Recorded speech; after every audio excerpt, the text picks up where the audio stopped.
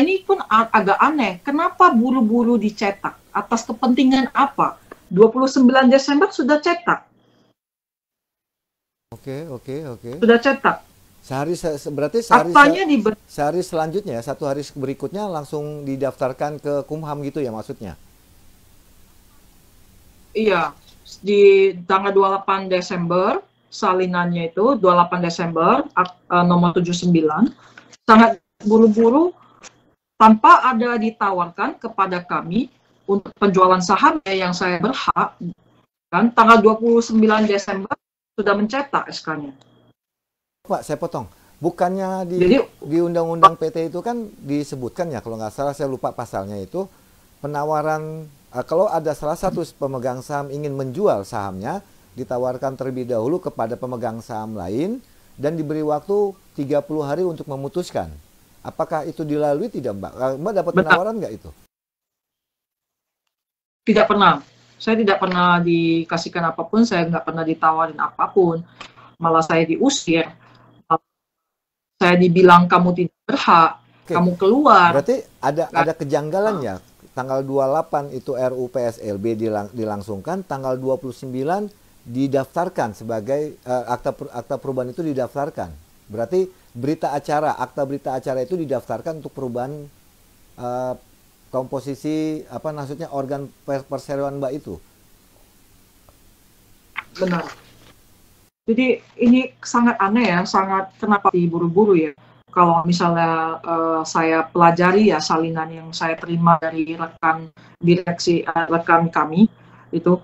Jadi akta ini dibentuk 28 Desember, 29 Desember SK-nya sudah sahamnya sudah dijual tanpa ada penawaran ke saya, tanpa ada penawaran ke siapapun. Oke. Nah, untuk komposisi organ perusahaan siapa aja, Pak? Ada perubahan tidak? Komposisinya Antonius di dalam anggaran Antonius Wijaya tidak ada lagi, digantikan oleh Greti Teresia Mande.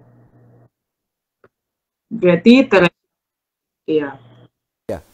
Oh, berarti di situ Mbak di akta perubahan itu Mbak sudah tidak sebagai komisaris utama lagi, tapi yang menjadi komisaris itu Greti. Iya. Iya, jadi susunan yang adalah, susunan yang baru adalah orang yang DPO tetap direktur, orang yang tidak pernah hadir dalam RUPS LB menjadi komisaris, Antonius Wijaya yang tidak pernah memimpin RUPS LB dinyatakan di dalam berita acara itu Antonius Wijaya memimpin rapat, dan ini terbit, penjualannya terbit sangat buru-buru, yang saya agak aneh kenapa tanggal 29 saya tidak pernah ditawarkan dalam apapun itu, surat itu saya nggak pernah terima dalam rumah saya tidak pernah terima agenda itu sama sekali. Jadi SK yang terbit itu 29 Desember, satu hari setelah berita acara pembentukan akta. Nah, Mbak, sorry maaf, di akta perubahan itu kan Mbak kalau tidak salah tadi bilang tanggal 28 Desember itu hadir. Walaupun ujungnya diusir ya, walaupun diusir. Nah, apakah di akta perubahan itu nama Mbak dicantumkan sebagai penghadap notaris M? Karena Mbak pasti hadir dong, datang di awal, dimintai data, tadi kan Mbak bilang KTP Mbak serahkan, semua berarti kan menghadap ke notaris, berhadapan dengan notaris M. Benar. Nah, apakah nama Mbak itu dicantumkan di dalam akta perubahan itu atau tidak? Karena kan Mbak, kalau secara tidak langsung kan hadir. Gimana Mbak? Di dalam akta yang dibentuk yang baru ini, kan, yang ada 12 halaman, tidak ada nama saya satu dikit, tidak ada nama saya. Jadi nama saya itu tertera hanya di halaman 9, kan, yang Nona Susanti Atta Gilbert tersebut sejumlah 600 lembar saham nilai. Tetapi tidak tercantum bahwasannya saya hadir. Berarti tidak tercantum. Dianggap tidak menghadap, dianggap tidak dihadir, walaupun di awal Mbak diminta, kan tadi kalau nggak salah Mbak sampaikan Notaris M meminta data KTP, kemudian akta pernikahan dan Benar. sebagainya, kan seperti itu ya, tadi Mbak sampaikan gitu ya. Tapi itu tidak dianggap hadir berarti di RUU PSLB itu ya. Benar. Oke, saya paham Mbak. Oke. Iya. Nah, dengan ini, dengan adanya peristiwa ini, Mbak, apa yang Mbak alami kerugian akibat dari pembuatan akta tersebut? Oke. Pembentukan akta yang dibuat di 2023 ini menyebabkan kerugian pertama di bulan Januari 2024, di mana saya mendapatkan salinan. Telah PT yang 2021 telah ada agenda perubahan Desember 2023. Jadi di bulan Januari saya sudah mendapatkan kerugian, itu satu. Kedua, orang yang bernama Greti yang Antonius menjual saham 5%-nya, yang bernama Greti, sekarang dia posisinya sebagai komisaris, kan? Tetapi komisaris ini malah tidak memperbolehkan saya masuk. Jadi seolah-olah 5%-nya itu, seolah-olah saya itu tidak berhak di dalam ini. Karena bisa terlihat dalam ini, jabatan saya itu hilang. Jabatan saya di... Ya, di situ kan karena tidak ada jabatan kan berarti Mbak sebagai pemegang saham biasa, bukan bagian dari organ perusahaan. Iya, jadi jabatan saya dihilangkan, kan?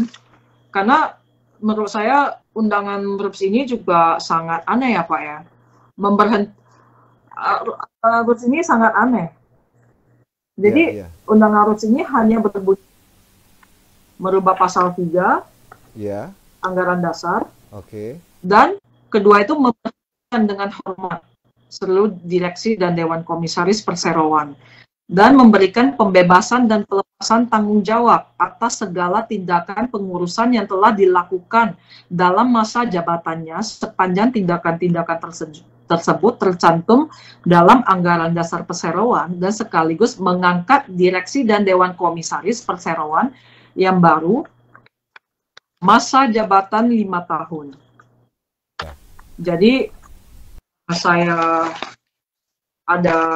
karena saya diusir dan lain-lain, jadi dianggap itu saya tidak berhak di dalam.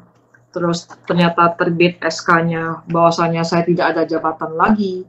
Jadi orang yang sekarang berarti ini menguasai.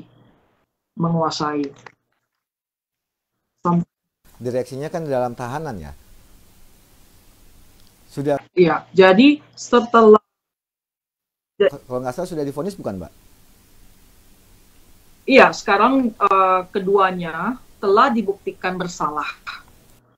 Antonius Wijaya ini yang telah menyeret saya pakai mobil, telah dinyatakan bersalah, dan direktur juga telah dinyatakan bersalah di dalam putusan. Jadi sudah salah. Sudah ingkar.